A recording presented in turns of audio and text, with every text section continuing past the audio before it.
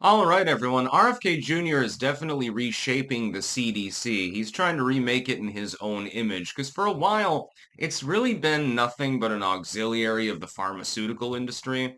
And so the recommendations that they make aren't always, much like with the FDA, the WHO, groups like that, whether they're US based or more globalistic, their recommendations are not always necessarily the best.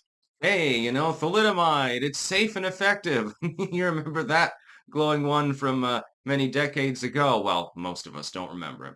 I wasn't around for the thalidomide era, but thankfully, that would have been bad. End up with little T-Rex arms or something like that. Maybe only have one leg.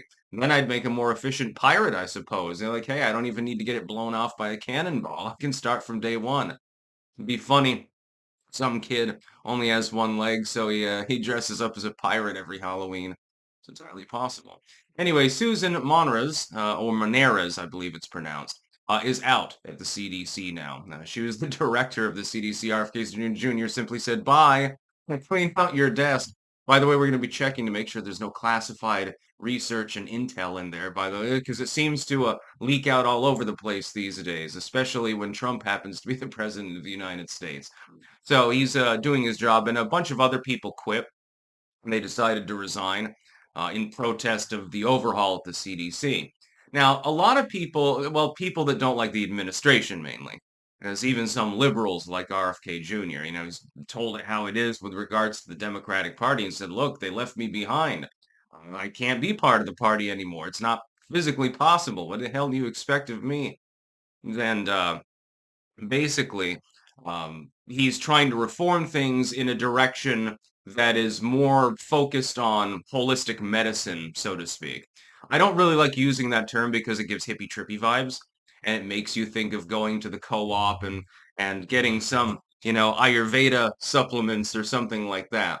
But the basic idea is you need good diet, exercise regimens, and stuff like that, quality care, and that a lot of the medical decisions that have been made over time with regards to giving people, loads of pills that they may not need, or maybe they need different ones.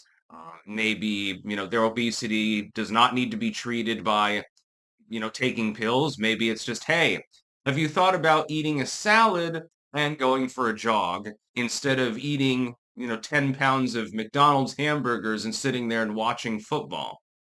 This lifestyle change could be relatively meaningful. Substance abuse disorder, smoking, drinking, drugs, things like that. All of these things. I think RFK Jr. has a different view of these sort of topics than, the current, well, now former leadership of the CDC.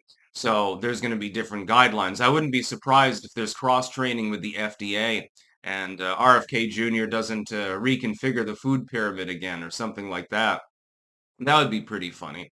I'm glad that they finally wised up to the fact that eating an entire loaf of Wonder Bread every day wasn't really good for you. Ginseng, or at least most of a loaf, you know, probably smaller now than they were when I was a kid because, shrinkflation and shit. Gutting the CDC, I believe, is the right thing to do. It's the right thing to do because, number one, we don't need so many bureaucrats, and the ones that are in there, by and large, were appointed by prior administrations and don't necessarily reflect the views of the current administration. If we're going to have those bureaus at all, and in some cases, I don't even think they should exist, by the way. If we're going to have those bureaus at all, then generally speaking, we should at very least be shrinking them and shrinking their impact.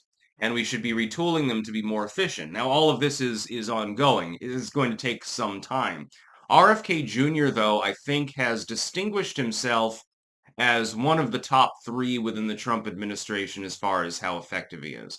His rate of reform would only be paired with, I think Lee Zeldin would be on there with EPA. And then I would say, well, who would be number three? Because there are a number of contenders. Hegseth has been transformative, although he's embattled as well. Stefanik's done good. I suppose maybe Elise Stefanik, actually. He's put together a team that is much more effective than the one that he had in 2016. Let's put it that way.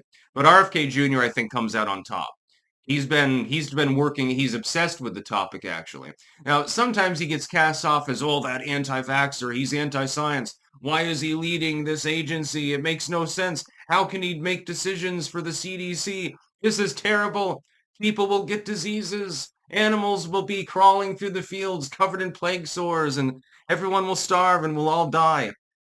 I mean, that's barely even a more hyperbolic argument than some of the arguments that I see provided even by scientific outlets and the legacy media.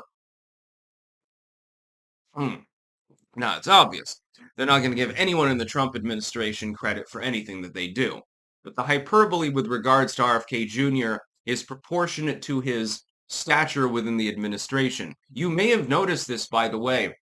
The more popular and transformative a member of his administration, cabinet, or whatever is, the more they get shit on by the legacy media. And that's because they're trying to tamp down on people that might become rising stars and then end up entering an election in the future. It's nothing more than strategery, as George W. would put it. That's why they're attempting to constantly say, no, RFK Jr. hates vaccines. That's not true. It's simply not the case. He has never said, hey, don't get vaccinated or anything like that. He's a favor of healthy living. Okay, so are the liberals going to go out and eat nothing but grease and salty, sugary pretzels and shit? Just to spite RFK Jr. and the Trump administration? Healthy eating, that's now it's all of a sudden it's un-American to eat that salad. You have to go to McDonald's or something like that. I bet it won't be a Cracker Barrel though, not for the libtards. Just saying. That's about all. Peace out.